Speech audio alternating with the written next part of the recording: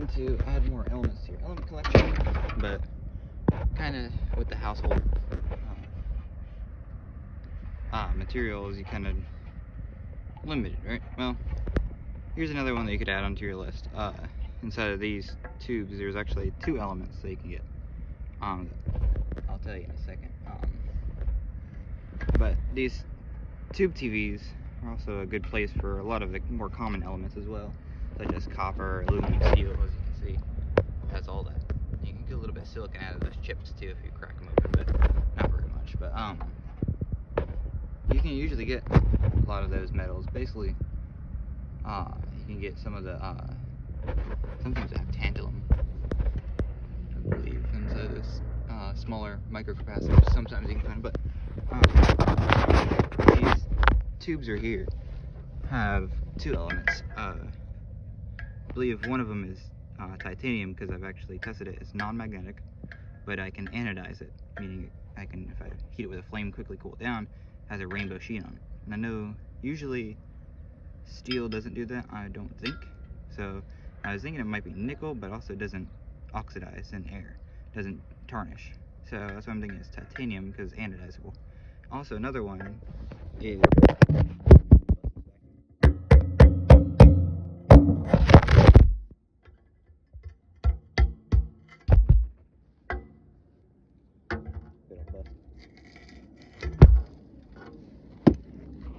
vacuums aren't bust very well. There it goes. Also, vacuum busts. You go right here and just tap it a few times, it'll come off.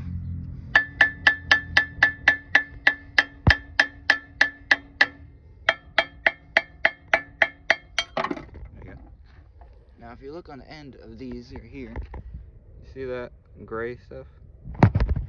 That is actually a alkali earth metal called strontium, albeit it's in oxide form as strontium oxide. It still could be considered an element to your taste if you wanted. Just my cutters to cut it off here. Focus. Let's see. Actually, it reacts with water quite nicely, and you can see it's already a little bit darkened. I believe it tarnishes immediately when it hits air a little bit. So, but it does, however, react with water. I can prove that if I can find some mirrors out here where there's water. Let's see. Right here. This can has a little bit of water in here from sitting outside, I believe. Yep. A little bit of liquid.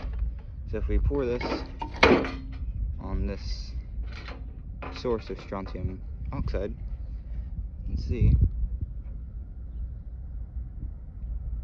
get liquid out.